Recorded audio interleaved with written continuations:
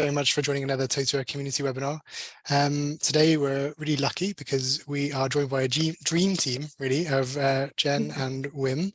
I'm just going to let you both introduce yourselves.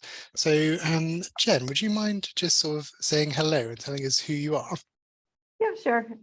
Just quickly, I'm Jennifer Letch. I'm originally from the US, but I live in the Netherlands now for 25 years. And I'm working for Shimano, but I'll get to that a little bit later. Yeah, I also enjoy cycling, which is a link to Shimano, but we'll get back to that. Great, thanks, Jen. And Wim, would you mind introducing yourself as well? Hi everyone, Wim from Belgium, Antwerp, working for UpLearning and providing services to Shimano, which we will dive into more details later on today. And we have a sunny day here in Belgium, so welcome again, everyone. Brilliant, thanks very much. And just so everyone's aware who's joining the webinar today, we are recording this webinar, so it will be available in the Totara community after the session. And you're very welcome to continue the conversation in the Totara community as well. If you have any questions that you think of after the session or during that we don't get time to answer today. If you're watching this webinar on the community, on YouTube, you're very welcome to come and join the Totara community. It's a free community, and we have thousands of learning professionals all over the world trying to do similar things that you're probably trying to do. So it's a great place to connect and share ideas, really. We also have a large academy where you can learn everything Totara. So without talking too much further, I'd love to go over to you, Jen, and just to learn all about Shimano. Okay, now welcome to Shimano. The world of Shimano, as you can see, is an outdoor world. Enjoying nature and the world around us is actually our theme. You can skip over to the next slide for me, Matt. So Shimano is an innovation company, technological innovation company for bicycles and fishing. So if you own a bicycle, most likely you have a part of Shimano on your bicycle. We don't make the bikes themselves. We just make all the parts that go on them. Since 1921. It's a Japanese-owned company, and I'll show you worldwide we have 11,000 employees. And each of them are different companies, so I'll show you that in a minute. It's a fairly large company with sales over 3 billion. So we have lots of, most of it is in the bicycle industry. Fishing is our second largest industry. Yeah, you can go on to the next slide. So here you can see how widespread Shimano is. We have 48 individual companies. So you'll see we call them the sales offices for each region or each country in the world. And on the left-hand side, you'll see Europe, which is where I'm working. That area itself, we call Shimano Europe. So we have a headquarters also that covers all the smaller countries, the smaller companies within each country in Europe. Yeah, and we can go to the next. So here's a little bit of a zoom in on Shimano Europe. So Shimano Europe is made up of various countries that have their own Shimano office, as well as having distributors. So those aren't shown on this map because this is a Shimano map, but for example, the UK doesn't have a bicycle company, but we have a distributor who does that for us. So that's also the case in Germany and in a few other countries. But they're all our direct customers. And especially when it comes to customer learning, because as you can see on the left-hand side, the way the information gets to, in the end, the consumer, so the person who would buy a bicycle with a Shimano part on it, it starts in Japan. So that's our mother company. They produce and develop the innovations and the products, and they send the information through to us. I put down here the HQ in Europe and North America because those are fairly the two biggest regions for Shimano, as far as my story at least. And on the Europe side, we have the sales offices and distributors, and then under that, each of those countries have their own customers, and the customers is a retail shop. So you have then a bicycle shop a bicycle chain, or sometimes like a Walmart, for example, in the US, if you're there, a Decathlon in Europe, who buy the products from one of our local sales offices. And then in that shop, they also have an owner, they have a manager, and then they have the employees, which are often mechanics or sales employees on the shop floor. And they are all responsible to make sure that the consumer finds our product the most attractive and would like to purchase it. So you can see, to get the message from Japan all the way down to the end consumer, there's quite a few steps. Go to the next slide. So yeah, we have in Shimano Europe, our goal for Shimano Europe in general is to become the brand of choice. So as far as the bicycle parts, because we do obviously have competitors, we're one of the biggest, or the biggest, one of the biggest, but we'd like to stay that way. We'd like for people to choose us when there's an alternative. So we have decided that we can adjust our customer learning strategy to help with the brand of choice goal that we have as a company. And the way to do that is to make impact with our customer learning. Oh, sorry, go back one, sorry. Yeah, and we make impact on the individual, which is fairly obvious, because when you create a course of learning, it's a person that's learning. It's a person that needs to know how to repair a bicycle with our part. They know how to sell the product to their customers. So that's fairly obvious what kind of impact the learning would have on them. But the impact for the shop, of course, is also because they have the knowledgeable staff. They also are able to perform more or better service to the end consumer, so that it gets better results for the shop in the end. And for Shimano ourselves, we have the slogan of knowing Shimano is selling Shimano, because for the same reason, if they know about the product, they know how to service it, they're confident, they'll be more willing to choose us, and we'll be selling more. It'll also, in that way, also create less warranty or service requests. That's great. Thanks, Jen. One of the things about this case study that was so interesting to me as well is the fact that the people that you're educating, they're not directly employed by Shimano either, are they? No. Now these are that's why I showed the hierarchy in the beginning, is that what we make as a learning doesn't go directly even to the mechanic. We first have to go through channels. We have to go through our sales office. The sales office goes through the shop. The shop gets to the mechanic. So we have to find a way to get the person that needs the knowledge to find it. Yeah, so it's a great example of an extended enterprise that you're developing and building on. And so that's one of your unique challenges, but you also have some other challenges. Yeah. In the bicycle industry, probably in a lot of other technological industries too, the innovations in bicycles is incredible in the last, I guess, 20 years. The changes, if you just look at e-bikes and repairing an e-bike, you need a laptop. You need to know how to use a laptop and use internet and Bluetooth, as you can see here. So it's not just you picking up a wrench anymore and turning a bolt. So those are it's ever changing. So for the mechanic itself, somebody who's worked in the industry for 40 years or whatnot, they have a hard time coming along with the innovations. And for the younger people, maybe for the older products, they also need to know how to use the wrench because they're learning more the technology side online. So that's one of the challenges for the mechanics themselves. Also, the amount of information that is out there is incredible. So just go to YouTube and look up how to do something with one of our products, and you'll find someone has put something out there.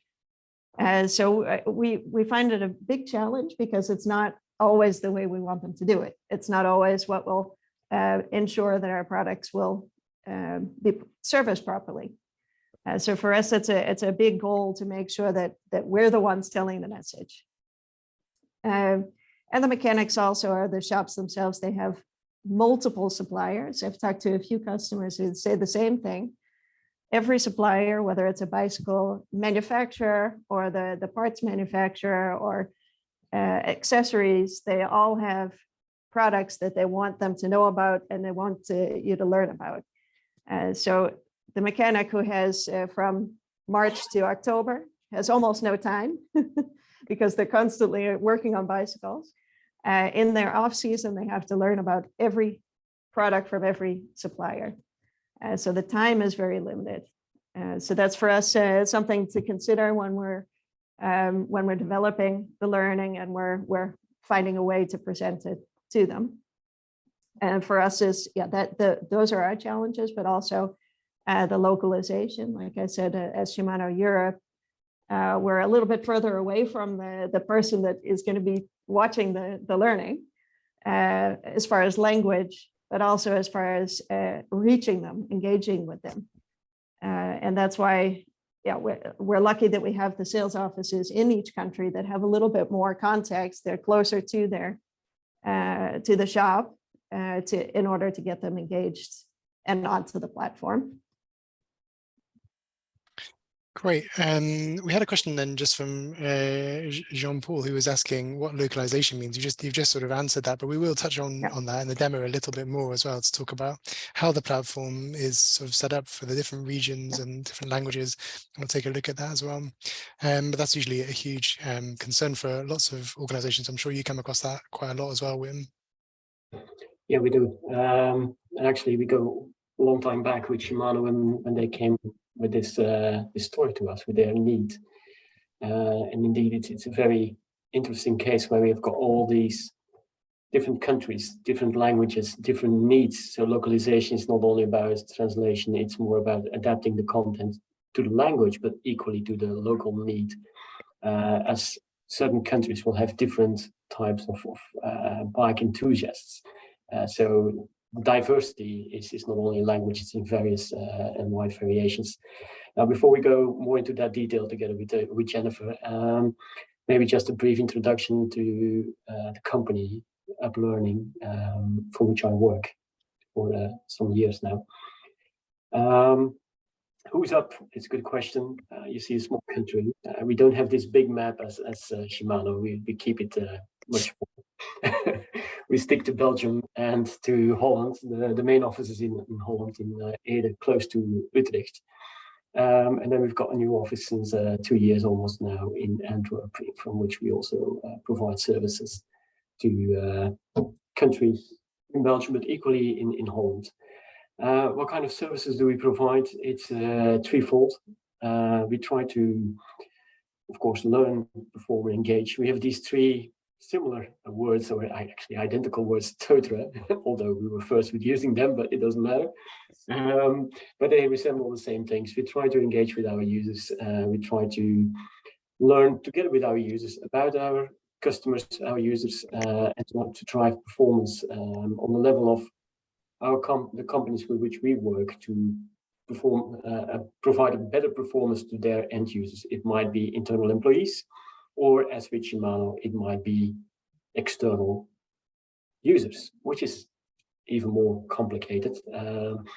We're about 36 people now within the entire company, 200 active customers, 125 LMSs. And we try to implement learning solutions from service delivery up to the systems like Totara, IMC, Totara, more even. So that's in a nutshell. If you want to know more, I will provide my email address at the end of the presentation. Feel free to reach out to us and we'll gladly get in touch with you. Great. And for anyone who's new to Totara, so typically what would happen is you might choose to use Totara as your main technology, but then you would also work with a Totara partner. So Up Learning, for example, an excellent Totara partner who've supported Shimano in this case. Right. So let's have a little look here. So moving on to solution, which Up Learning were part of developing with you. Could you talk us a little bit through the solution that you have here, Jen? Yeah, we'll take a deep dive into it in a few minutes. But basically, we've just created a Totara platform-based e-learning system. And yeah, you can't see it here, but I can explain it to you. Because we have the fragmented countries with like I said, with every country having their own customers. Each country has their own in the hierarchy. Wim can explain it possibly better than I. But they'll have their own area, so that we have a centralized system where we put everything out there. And then in each country, they have certain things that they can do themselves. So all the admin things they can do themselves. They can add news messages themselves. But it gives the local country a little bit more control over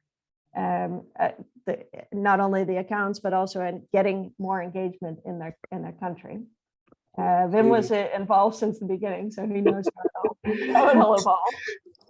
To add to that, it's not a multi-tenant solution, which some of you might think based upon the explanation of Jennifer, because that did not suit and did not exist when we started implementing Totara for Shimano. And we go back years on this level. But even today, it will not suit the solution to drive this on as a multi-tenancy, as the content is delivered on the central repository. It's Shimano Europe that provides the actual content, where there are small side steps about news, which is localized. So what we did is build actually a very strong hierarchical structure based upon the geographical representation that Jennifer showed you earlier, where each country has this particular spot within the system from a user perspective and user data perspective. So we can pinpoint a specific bike mechanic into a specific shop, which sits in the country, and so on. So we know which language he's speaking, we know what kind of shop he is, we know a lot about these people, which allows us to derive logic based upon that data set. That's what we did in a highly complex structure. We took our time together with Shimano to get that structure built and tested a lot, but it allows us now to add numerous countries in a very swift motion. But it also provides, the way we build it, some autonomous actions on a level of a country distributor manager, as named by Jennifer. So they have some freedom, and they can use the central repository to deliver training. So that's basically what we're trying to achieve in a very nutshell. Yeah. Great. Jen, we have a video next, but I'm a little bit concerned about the sound of it coming out through the webinar quickly. So what I might do is come back to it afterwards and see if it works quickly. But what would be great to do now is, if we could, would just be jump into a demo and to see the platform as it is sort of behind the scenes, if that's possible. So I'm going to stop sharing my screen. Okay. I'm glad that I was sharing my screen. Okay, so I'll just take I'll give a little tour of our site. Second, I just see the bar there. The bar is right in the middle of my screen. Okay. So we have a customized login screen, which we can also change every season with, depending on if we have a new type of product, or we show a nice setting with a bicycle outside, if it's in the snow or it's in the sun. So we can change this every season if we'd like to. And if you don't have an account, you sign up here, depending on the country you're in, and you get to a point where you have to say what shop you're in. So it's not very, it's limited in that way, that you have to say what shop you work at, and it's only available to customers, so only shops that have been put in through a Shimano office, so people can go in through there. Once they have, reason why this is necessary is that we don't know the end user. There is no direct correlation from a database perspective or from an employment perspective between Shimano as an organization and the bike mechanic. So until he registers or she registers, he or she is a John Doe. That's why we build in some very minor validation steps, which is the shop. You need to make sure that you're part of that shop, and then you are granted access to some validation step on top of it. And once you've completed that, you're in, and that's where Mike Mechanic will kick in. Yeah, and that's basically what Wim just said. Is the only thing we know is the shop, and maybe we know a shop owner, but all the mechanics that are working at the shop we don't know. That's not in our CRM system. It's not data that we have available. So that extra check of having the shop name is in there. I will log in. Just that's a unique challenge of an extended enterprise as well. So rather than just training your internal employees, having to give access to all these different people. So like you say, if you're trying to do that for a different situation, not bike mechanics, that's possible. We just got a question saying, do you check if the user's working at that shop? Obviously, that seems like quite a lot of that's admin as well. That's a loaded question, and I was just about to say what we do have. We don't check because we have 30-something thousand users in the system now. So it's almost impossible to check every time somebody would sign up. But what we do have in that hierarchy built in is that a shop owner or a shop manager has access to everybody who's working at his shop. So he can take a look every time he logs in himself. He can see who's logged in and under his shop. And if he sees that somebody doesn't belong, he'll let us know, and we can contact the person and delete their account or move them to somewhere else. And typically they'd have an email address related to that shop as well, wouldn't they? Not only. You'd hope. You would hope. Yeah, that would make it easier if you would require that. But that's an issue. On the one hand, we try to make it as simple as possible because we want to reach out to as much as possible bike mechanics in the world. Mm-hmm. The more we can reach, the better. So if you make it difficult, you will reach less people. That's not really an option. So that's why we try to minimize the requirements to be granted access. But on top of that, we provided some control mechanisms which sit with the shop owner, shop manager. Via the Totara reporting, he can easily pull reports and see if there are some invalid users, and then they can be kicked out quite quickly without any fuss. Yeah, that's a great way to distribute authority across the network there as well, and to let other people have ownership. Because like you say, when you're trying to develop such a large network and provide training for so many people, that's complex. Yeah. I would say I'm logging in as a user, so I can't show it. But what's also interesting is we came across the chains. So you have a chain of bicycle stores, for example, a Decathlon, or that's more than just bicycles, but and they have various shops in various places, but there is always a head office. So we've also created a system of hierarchy so that the person at the head office of the shop can see all the shops that he has under him, and also all the people that are working at those shops. So in theory, they can create a learning path for all of their employees and keep track of it. So that's kind of the direction we're going. When I spoke to Evans Cycles in the UK recently, and they're interested in doing something like that. So yeah, that's great. So let me log in. Okay, so when Mike logs in, he sees our dashboard, which is the same thing. We can customize the look and feel. You'll see on the top here, you'll see a number of news articles. These have also been custom developed. The news articles are twofold. So you'll see a whole bunch of these messages are messages that the headquarters set, so that I would put in there myself. This guy, Mike, is attached to a shop in the UK. So he'll see all of the messages that the UK key user, or CDM we call them, has put in. So if there's something going on locally in the UK or in the Netherlands or wherever, the key user of our platform can place a news message that will be visible to everybody who's in that region. It's one of the forms of localization of the system, not only content. In this case, we build on top of Totara, because Totara with the news items only provide centralized information, which is for every audience similar. But in this case, through audience-based visibility, you can call it like that. We made sure that the UK news becomes only visible for the UK audience, whereas the general news from Shimano is available for all audiences. So it's a localization of news items through a blog plugin, which has been created. Yeah. Yeah, this is just, I'll just quickly go through the dashboard. So we have here a way to bring attention to some of the newer courses or things that we think are important for a certain season, a new campaign or whatever. We put that on the front page. And then you can also search here directly and you'll go to the Find Learning.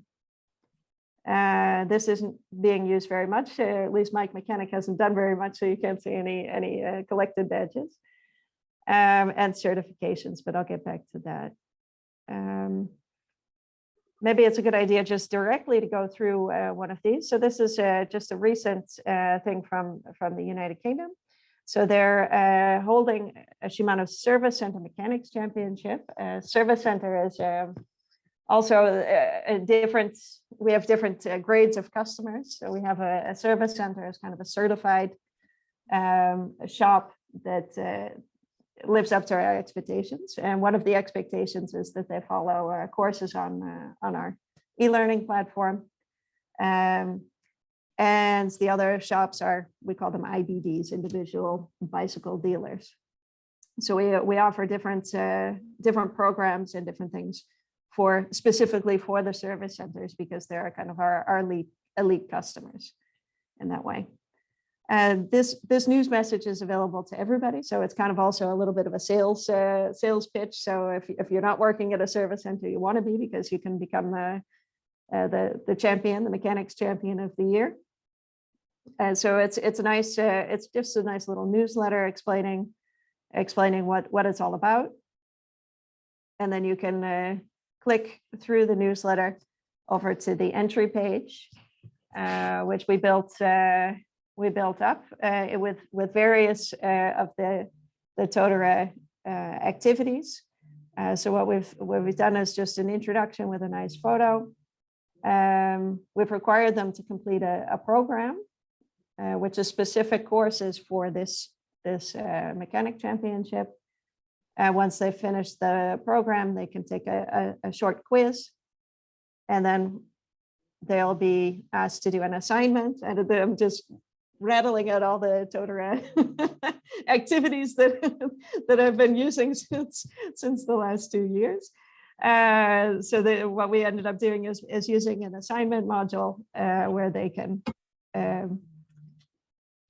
submit a CV with a photo and everything like that. So then when they finish that, then they've actually done their entry requirements to join the championship. And Jen, is this part of sort of an extended enterprise strategy, in the sense that having sort of a mechanic of the year and a competition to get people to do training, is that sort of an engagement strategy? Yeah, definitely. They started last year in France with this, and it was so great. They used there's a lot of press about it. There's they used videos and all kinds of things to social media to get people interested, but also to bring the job as a bicycle mechanic to a higher level, so that they'll be more recognized and appreciated. So that's now it's become a Europe-wide strategy. And the idea is that every country will start with our e-learning, because we think, if you're going to be a champion, then you should know enough about our product. So you should already have learned. So every country will have some sort of requirement that people have learned before they are able to join the championships. Yeah, brilliant. Thank you, Jen. I just imagine that is one of the challenges compared to an internal system where you might be training your own employees. Like actually getting people to log in and take training as well is always another step that you have to think about. Yeah. For us, it's a huge challenge because, like I said, that they don't have very much time, and we've never done it like this before. We've basically always just put courses on and hope that people come and watch. So now we're finding new ways to engage. Yeah, So we have this- to yeah. consider that Shimano is always in competition with their competitors in the market. So everybody is competing for time of the bike mechanic. Mhm. And this type of engagement will really drive that engagement towards the Shimano system, so towards the Shimano consuming knowledge of Shimano products. And that's basically what we want. We want to drive that consumption of learning about Shimano products so that they become more top of mind for the bike mechanic. To drive that engagement is actually the goal for Shimano. Yeah, and also that's why it's so important to have the localized content that you've set up there, so that it's actually really personalized and directed to the people that are logging in, so they're not getting generic information, but they're getting tailored information as well. Yeah, exactly. And now what Ben was saying, where the bicycle mechanics actually really want to come and learn from Shimano, but traditionally they came to our office and they had a hands-on training. Especially with the COVID years, they weren't able to come. So they started to look at other ways and find time to find other ways to learn from us. But now that the training centers are open again, we're starting to do a little bit more blending. So we're trying to say, okay, great that you want to come and touch the bicycle products and see how they work. But you still have to know a lot more than we can tell you in that one day. So we've started to use the platform to get people to first come in and register for the training center right from our platform. So they have to have an account on our e-learning platform in order to come to the training center. It's not everywhere, but the Benelux did it this year, and it was a fairly good success. We created a tab on the top for the Benelux market. And they had right away a sort of landing page where all of the training offerings came about. So you can see all the different types of trainings that are available. The calendar isn't on there anymore because the season is over. The last thing they did were webinars, but I can show you that in a minute. For example, when somebody wanted to go to the mountain bike training, they would click on this, see all the dates that are available, and then, because we wanted to have a little bit more information about the customer before they would come to the hands-on training. In this case, for the Netherlands, they wanted to make sure that they were sending the bill to the right shop. So make sure that the account of the user was for the right shop that he's working at. So we built in an extra step, which is actually a quiz.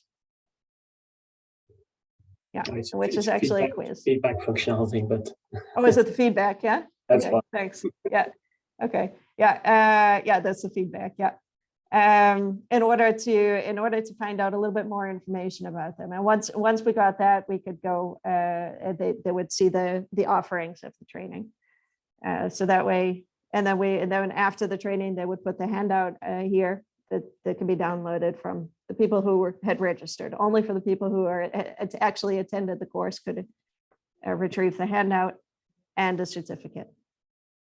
So in this way, we're really trying to get people to come to the e-learning. During the hands-on training, they're also mentioning, okay, after this training, you should go back to Shimano Tech and take these courses. The UK went one step further. They first had people go just as they do for the Shimano Mechanic Championship. They first made people take the courses before they could sign up for the hands-on training. So that worked really well, because people that maybe would have just thought, oh, I'm just going to go to the training and I'll find it out there. They actually were engaged on our platform. So yeah, so these are huge steps for us. Maybe for other people it's obvious, but for us these were fairly huge steps in the last year or two.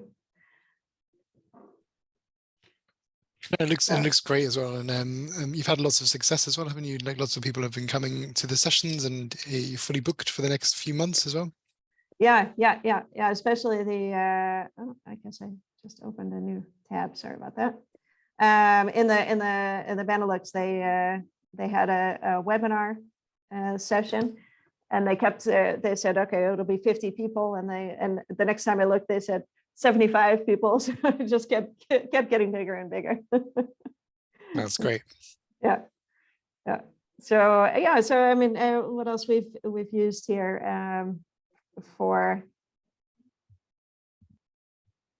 the online training? We use the big blue button, which is also a plugin on Totara. And also just use the seminar function using a room. So when you go to the event, we've actually hidden the room. So if you would click on it, you won't be able to get in. But if you actually register for it, I can't see here. If you actually register for it, then once the room is open, you'll be able to get in. So yeah, so we're kind of thinking out of the box, but we found a way to make everything work for us. So these are all just, this is just all finding a way to make the system work, to make it interesting for our countries to use Shimano tech instead of using all kinds of other other websites. The Benelux had another events website that we used for the registrations until we came up with solutions within Totara. It's a game changer. That's great. And Rebecca is saying that's a great workaround as well. So yeah, getting praise from the community there as well. Yeah. Is that Rebecca from Watts? Yeah. I learned a lot from her too. Yeah. Rebecca has also done a webinar that you can watch in the community as well about the Watts platform, which is a great platform as well. Yeah. I think I've one other thing. It might be interesting. I'm hoping I'm showing all the things that are extended enterprise questions. So Matt, if I'm going off on a tangent, please let me know. No, it's great. Okay. All right. Thanks. Another thing we've done is, so this is also we have, as Shimano, we have different brands, and one of the brands is bike fighting. I'll just give as an example because they're actually kind of taking things another step forward. They had a whole bunch of courses on our website, and they said, okay, you know what, we want to make it a little bit more professional. We want to make sure that people don't just watch it and say, okay, I've watched it, but that they can actually have a learning path in order to say, okay, I know enough to go further. So what they did is we did the same thing. We made a landing page, and on the landing page you can choose the different elements of the bike fitting. And when you go to the page of that element, you'll see the different sections of the learning. So what we've done is we put all the videos that we had separately. We put them into this one course, which they can watch here. They can download the manual, and then they'll have the quiz. So once they've done those the two videos, then they'll be able to take the quiz, whereas usually we would have a video with a quiz attached to it. And now they would have to do 2 videos, get their manual, do a quiz, and then they'll get a certificate. And the certificate, we're also working on making that. I don't know if you can see the screen. Can you see the screen that popped up? Yeah, that's great. Yeah. So we're making also a customized certificate for bike fitting. So this is kind of like the next step. And I know Wim is going to help us work towards that, because now this is how our find learning, our library looks. Just a whole bunch of stuff. A lot of stuff, a lot of categories, a lot of filters, which we think should make it easy to find. But we're finding that people don't know where to start. Oh. And I know that Wim had some ideas for us to get us going. Part of the engagement is getting started, and that's what we are doing now, getting people started on some learning paths. But questions keep popping up like, okay, and what's next? They've completed one part of the available courses, and they're a little bit then in limbo. They don't know what's going to be the next step. So what we're trying to, in the near future, which Shimano trying to achieve, is that we will guide people based upon their requirements, based upon their previous obtained knowledge into next level. So we will challenge them, maybe it's a big word, but basically challenge them, hey, you can do this. If you want to go more in that direction, then you should be doing that. so that people are supported in what should I do next, rather than having a very nice, seemingly unlimited catalog of courses and programs and certifications, which is hard for people to decide, should I go left, right, up or down? So based upon their prior activities and their interests, we might guide them onto 2 or 3 options, so from which they can choose. So the answer is, what's next will be right in front of them. Like, we think you should go down there if that's what you want to do, or otherwise you can go left. So guiding people, helping people more, making them the right decisions to move on, to grow as an individual, and become a better bike mechanic with Shimano products. Yeah, it's really interesting. Thanks, thanks, Jen and Wim, for that. I think that's a huge challenge that many different organizations will face. Really, you can spend a lot of time building great e-learning, developing webinars, developing training, and putting that out there. But then actually coming to the platform and knowing, okay, where do I start? Where do I go? That's the challenge that every organization, I'm sure, feels and is always thinking about. Obviously, because that changes as well. Because information that you have to present will always change as well. So knowing how to push that to the top of the list as well, I imagine that's a challenge that you always face as well. Yeah, I think the way we've done it mostly till now are with programs, which a lot of people might be familiar with. Like I said, in the different countries, they'll come up with a campaign or a reason why somebody would have to take a certain number of courses. So that's basically how we're doing it now. And that's also very localized. So for a value-based pricing program in Germany, they've created a number of courses that need to be followed. But it's different than what does the person want to learn. But it does give a little bit, at least gives a little bit of a direction to people for, okay, this is what we want you to learn. So that's, yeah. No, that's great. And I think one of the other challenges we touched on a little bit before was that idea of bringing people in and sort of encouraging them to learn. And I noticed at the top of the main menu there, you've also got them sort of learn and earn main menu item selected there as well. I don't know if you want to touch a little bit on that.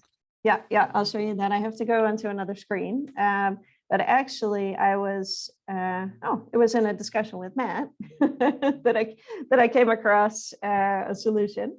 Because the last few years, we've been talking about the challenge of getting people to actually come in and learn from us because they don't have time, but also because of our competitors. Some of our competitors are using these incentive programs that when people learn, they can buy products and get discounts and all kinds of things. So we really wanted to do something with it, but we didn't really know how to start. And in a conversation with Matt, I guess about a half a year ago, he mentioned MoTrain. And that's where I also got in touch with Rebecca. That's why I knew Rebecca, because Rebecca is also using it. So let me share a different screen. I'll just show you an example of how that looks. So we'll be starting a pilot this year. We did an internal pilot recently. And basically how it works is that you get points or coins or tokens, whatever you want to call them, for every course that you do or every activity that we determine that you get a point for. So it could be completing a program, or we could say for this month, this course is very important, so you need to know about it this month. You get extra points. And then with those points or coins, you can go into our store. This is just an example store that I had put together. And you can buy merchandise or whatever products. We can even have like a discount for our internal shop. And there's also raffles, which was the best investment, I guess, for the internal pilot. And we did a bike fitting. This is actually one of the ones we did. It was very popular. So you can put your coins towards the raffle, and at the end of the period, one person wins the prize. There's also a leaderboard, which kind of makes it fun. I actually don't know if it works because I was just playing with it today, so no, I guess not. No, but that's great. So yeah, Yeah. like I say, trying to get people to come in, but then also rewarding them in more than just sort of, a lot of people would probably provide like digital badges as a way to reward learners for their achievements in a system like this. But I think, yeah, providing actual merchandise, which also like keeps Shimano in the minds of mechanics as well, and Yeah. another way of advertising and marketing Shimano as well. Yeah, people like stuff. Yeah. That's for sure. People do like stuff. Yeah. But what's great about this, what's great about the way that MoTrain is set up is that we can have different stores for different countries also. So there we go back to our localization. That for the Benelux, they might choose to only do raffles. That's actually the case. And Germany might only want to do T-shirts. And you can have a different type of distribution based on what your country prefers. So it's very customizable for the local countries also. So that's fits right into our strategy. Brilliant. Yeah. And so we've looked quite a lot of different learn features that you're using, and we've also had a quick look at MoTrain, which is a different plugin as well. Mhm. But I wonder, you mentioned you're also using Totara Engage a little bit to talk to your internal teams as well. Yeah, exactly. We're using. I'm just going to log in as myself, and I can show that. I think, yeah. Yeah, so for anyone who's not aware, usually when you invest in the Town Experience platform, you'll be looking at the different products of Learn, Perform, and Engage. So Totara Learn is the learning management system, and then Totara Engage, sort of LXP, which allows you to build libraries of resources and have workspaces. And so we have, this is only available at the moment only for internal employees, so of the Shimano and the distributor. Basically, what we use it for is internal communication. So I have different groups of people that I communicate with. I let them know what's going on the platform. So these are the key users that are all in this group. I send them messages. They can respond, make comments, like what I've sent. And then in the library, you can add resources. So for me, this is because my CDMs, my key users, are actually building all of those things that I just showed you. So I said, this is all for the UK specific. That's the guy in the UK that's building it. I'm helping him, but just because he's new at it, but he's doing it. And that's the great thing about it. The way we set it up is that he has full capability to build that program or set up the registrations himself. So I've created some work instructions, and I try and update those and put them in here so that everybody can figure out how to do it themselves, and they know where to find me if they don't. For the big blue button, we use it. That's the webinar activity that we use at the moment. Also because a few countries are using it and some aren't. In this way, they can just ask each other questions. Hey, I was wondering, see here, has anybody else experienced problems? And you can ask each other some feedback or some ideas. So that's how we've been using it here. So here you see again some more work instructions for the big blue button work group. What's nice about this, and what I'd like to do is to create some workspaces that people can sign up for. If you go onto the Totara website, it's the same thing. You can sign up for a certain workspace if you're interested in it, and then you'll get the notifications for it. So you can create one that's only open to the people you invite, or you can make it open to everybody. That's great. Thanks very much, Jen. Yeah. And just WIM in general, is there anything else you'd like to touch upon the platform in its entirety, about any of the complexity or any of the challenges that you were really satisfied with solving? As mentioned, we go a long way back. So if you look at the app together with Totara, which kind of story we have written with Shimano on this platform, it's a great journey, has been a great journey. And I also think it's going to be in the future going to be a very great journey, as mentioned by Jennifer. We are ready for the next level. We have tried a few things together. We made some successes, we had some failures.